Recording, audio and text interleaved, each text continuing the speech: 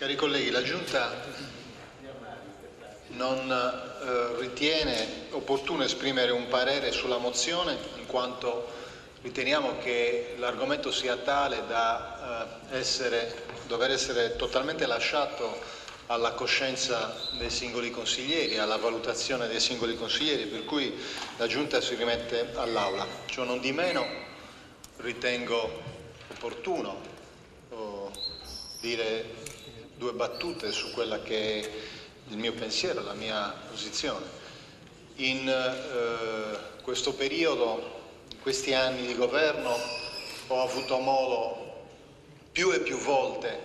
di confrontarmi col governo, con lo Stato italiano, e ho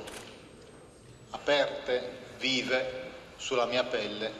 le ferite, che poi sono le ferite della Sardegna, per molti diritti non riconosciuti, per molte situazioni in cui non solo non sono stati riconosciuti i nostri diritti, ma sono stati perpetrati dei veri e propri soprusi a danno delle nostre aspettative e di quelli che erano i nostri diritti, le nostre legittime aspettative. Per questo motivo, guardando a questo bilancio, ma che non è un bilancio nuovo, perché è il medesimo bilancio che si può trarre in 60 anni di autonomia, per questo motivo personalmente guardo con simpatia a questa mozione e ritengo che bene abbia fatto il Partito Sardista a porre in questo modo così forte in discussione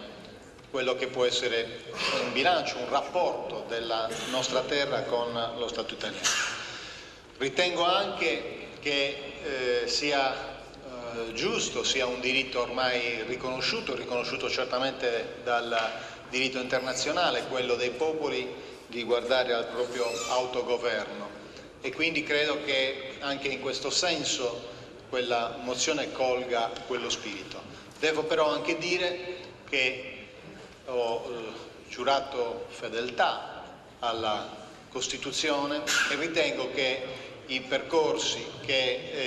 i meccanismi che debbano portare a valutare questo bilancio e quindi anche ad essere conseguenti rispetto a quelle che sono le azioni anche forti che andiamo a mettere in campo, non possono non farsi nel rigoroso, doveroso rispetto dei meccanismi costituzionali.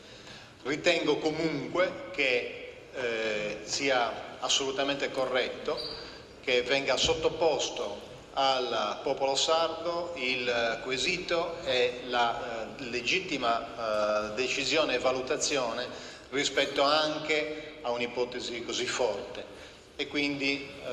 condivido totalmente, in sintesi, quello che è il contenuto soprattutto dell'ultima parte